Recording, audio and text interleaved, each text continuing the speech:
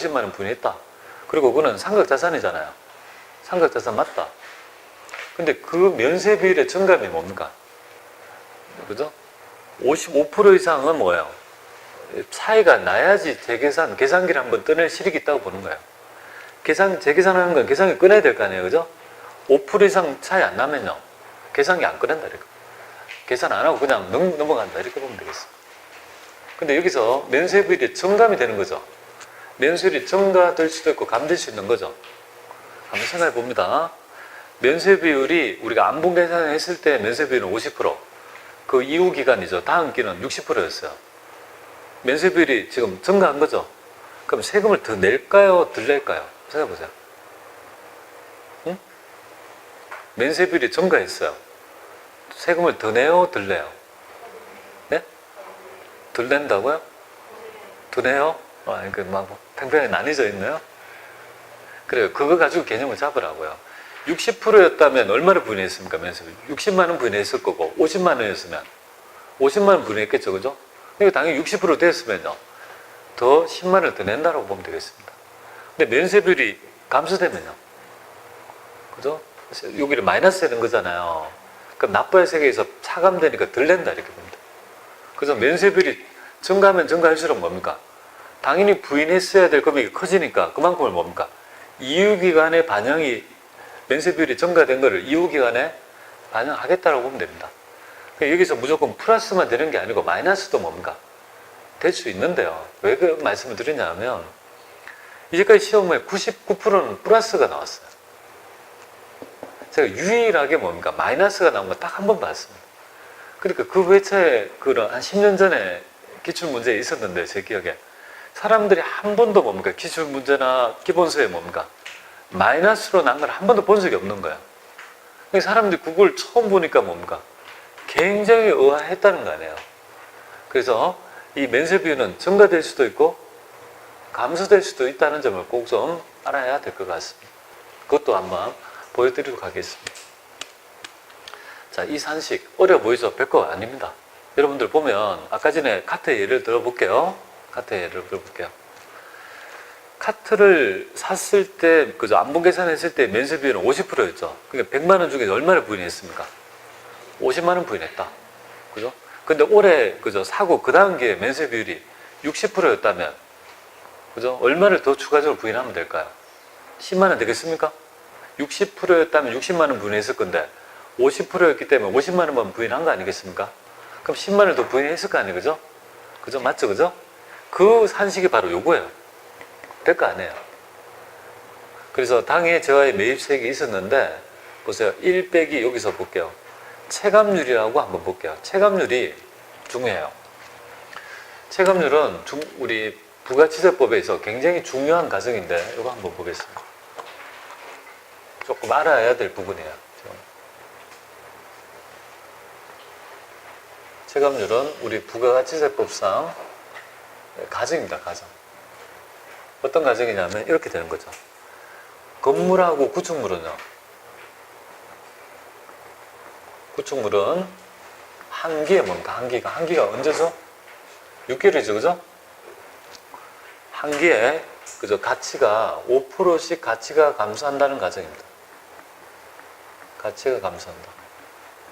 그럼 1년이면 얼마입니까? 6개월에 5%니까 1년이면 10%. 그러면 10년이면 어떻게 되죠? 이 가치가 전부 다 뭡니까? 없어진다는 가정이잖아요. 그죠? 10년. 10년 되겠죠? 10년 동안의 가치가 다 떨어진다는 가정이고, 그럼 건물 외에, 그죠? 비품 등은요? 기계장치, 차량 운반구 이런 것들은요? 한기에 얼마가 가치가 감소한다면 25%씩 가치가 감소한다는 가정을 합니다.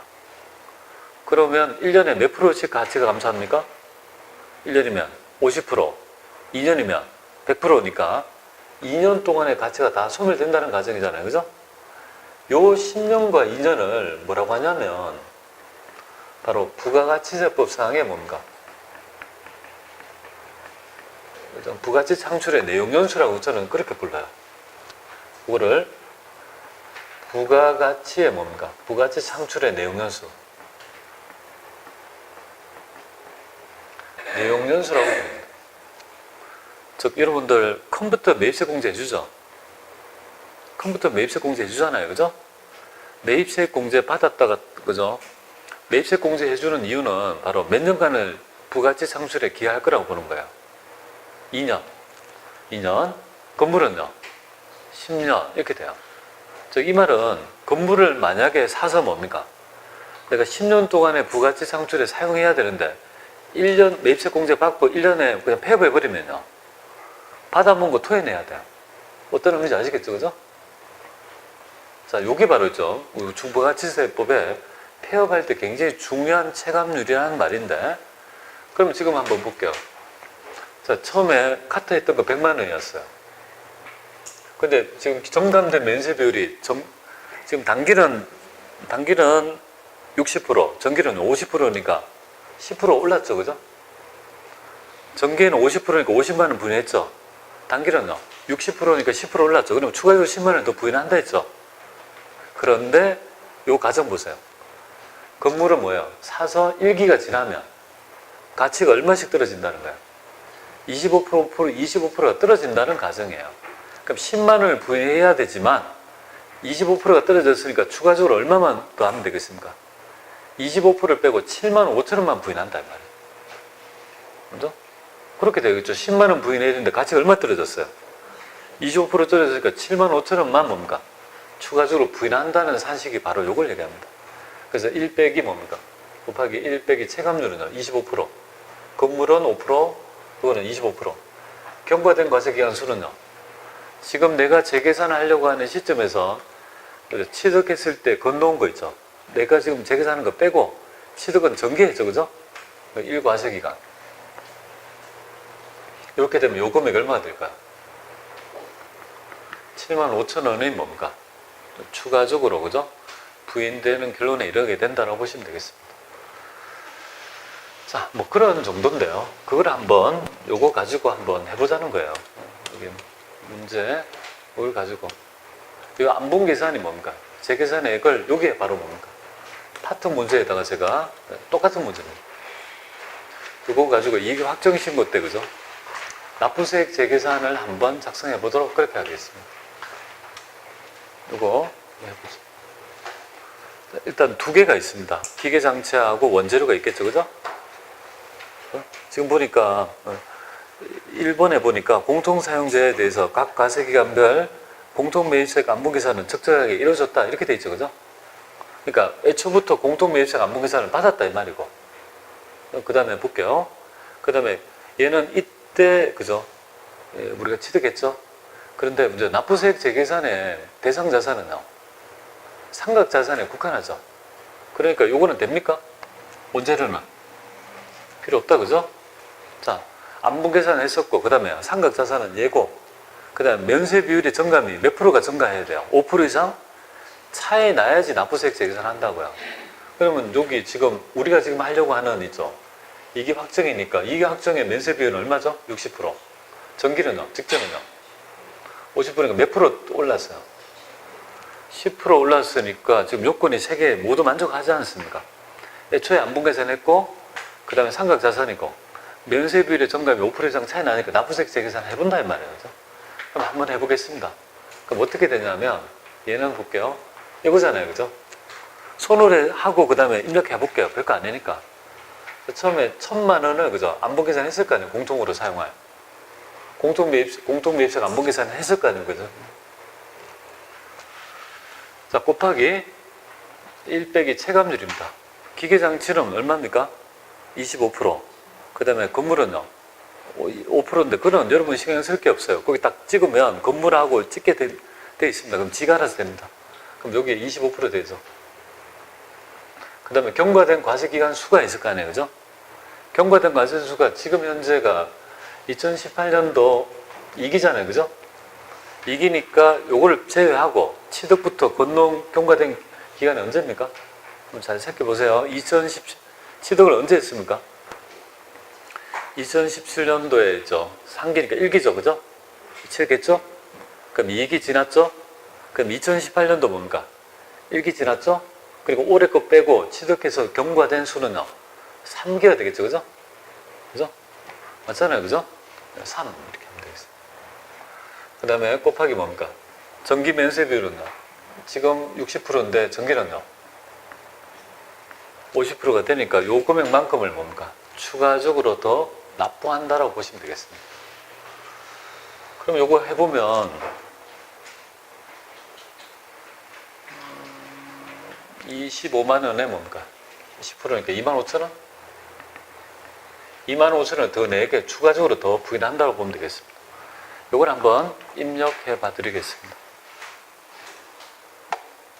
자, 이게 확정이니까요. 여기에서 제가 좀 바꿀게요. 10월에서 12월 하고요. 납부세액 재계산 이쪽 해보겠습니다. 어떻게 하는지 볼게요. 처음에 딱 치니까 뭐가 나옵니까? 건물이냐 구축물이냐 둘 중에 하나를 선택하라 했죠. 지금 이 문제는 두 문제가 뭡니까? 원재료는 안 되니까, 그죠?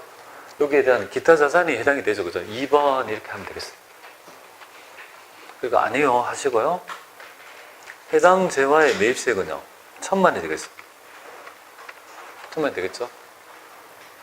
그리고 취득한 월까지만 치면 됩니다. 취득한 월까지만. 그러면 2017년도 3월이잖아요. 03까지 치면 됩니다.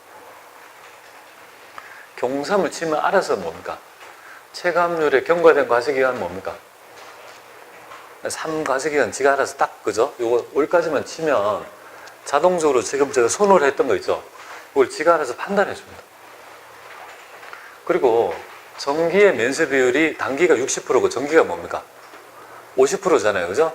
그러니까 면세 비율이 여기가 10%가 될 거 아니에요. 그죠? 요만큼을 추가적으로 더 부인한다는 건데, 제시하는 자료를 보고 전기가 10억인데, 그죠? 면세 비율은 5억 이렇게 되고, 이제 단기가 지금 뭐예요? 6억이네요. 직전 연도는 보니까 5억이네요. 그죠? 10억에 5억 이렇게 되니까, 그죠?